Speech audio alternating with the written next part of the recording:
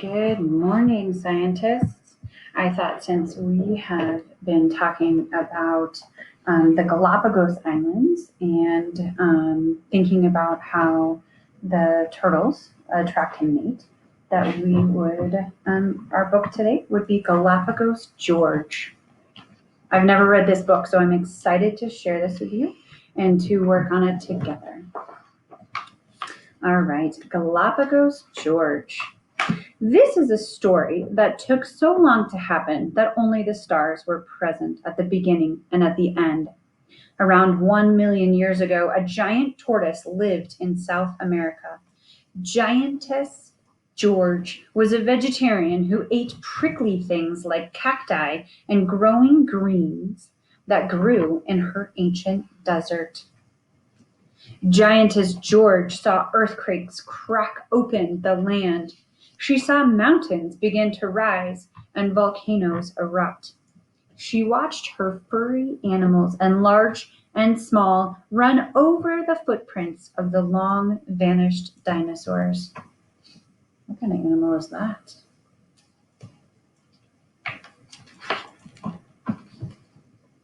Then a storm struck South America. It poured down seas of rain. It rolled the ocean up onto the land. The ocean roared back to the sea, sweeping away trees, cacti, and many kinds of living things, among them Giantess George. She was tumbled into the purple black ocean. She swirled down into whirlpools. She spun underwater with the land creatures, iguanas, lizards, and the furry mammals, large and small. And then she surfaced, and she did something new. She floated. Soon she found a raft of floating trees and climbed aboard. Several sisters, brothers, and offspring also found rafts and climbed aboard.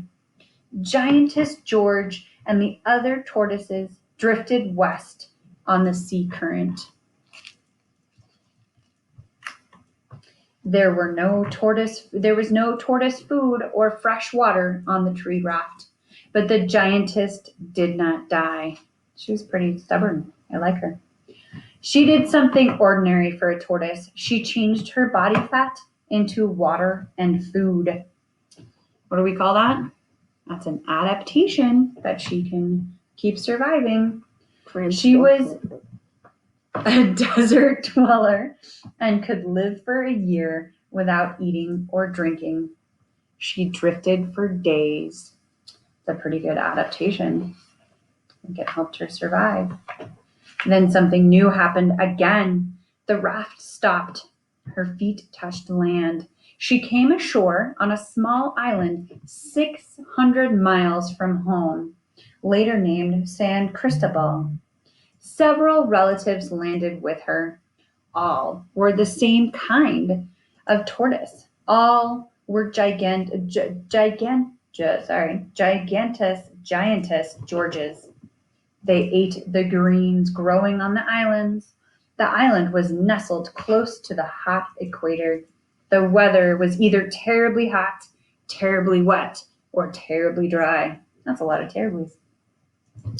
Over hundreds of years, some of the tortoises were washed to sea during storms, and the currents carried them to other islands. On a hot July dawn a million years ago, Giantess George laid 12 tennis ball sized eggs and a bit inland and covered them over with soil. She lived on that island very much as she had in South America. She rose at 8 in the morning, ate all day, and went to sleep at 4 in the afternoon. That's a long day of eating. 1 year, she ran out of ground plants. Giantess George was lucky. Her neck was a little longer than the necks of the other tortoises. She did something new. She reached up and ate tree leaves. Now, if your project was on the tortoises, you'll know that they reach up, and the ones that can reach the highest are more likely to get a mate. When she was almost 200 years old, Giantess George died. But she left behind long-necked offspring who had longer-necked offspring, who had even longer-necked offspring, right? So she had a mutation. She's passing on her mutation to her offspring so that they are better adapted or are able to live in the environment. After many thousands of years, all the tortoises on her island had long, graceful necks and shells that fanned back. You see how they're moving back so they have plenty of room for the neck? They could reach up and eat without hitting their shells with their necks. They no longer looked like Giantess George. They were something new. On another island, the tortoise had also changed. Some had sculpted shells, others were domed, and still others were squat. Long necks had long necks on their island. Domed backs had domed backs on their islands. They had become 14 different kinds of tortoises, all isolated from one another. More time passed. Does anybody remember what this sounds like? Sounds a little bit like the finches, doesn't it? It was the age of exploration. In 1535, the Bishop of Panama accidentally discovered the islands of the giant tortoises. They became known as the Galapagos Island, the islands of the tortoises. Later, people began to arrive by the shiploads. Sailors and pirates captured and ate the tortoises, and whalers carried away many thousands. Rats ran off the ships and dug up tortoise shells. Sea captains set goats loose to grow up and become future food supplies. This doesn't sound like a good story for a tortoise. The goats ate the plants the tortoises needed. Farmers settled the islands, and their pigs gobbled up hatchling tortoises. Too quickly, the 200,000 giant tortoises were reduced to mere thousands. Years passed. One day, one of the few remaining descendants of Giantess George crawled out of his eggshell and climbed up through the dirt in the sunlight. Charles Darwin, the great naturalist, walked past him.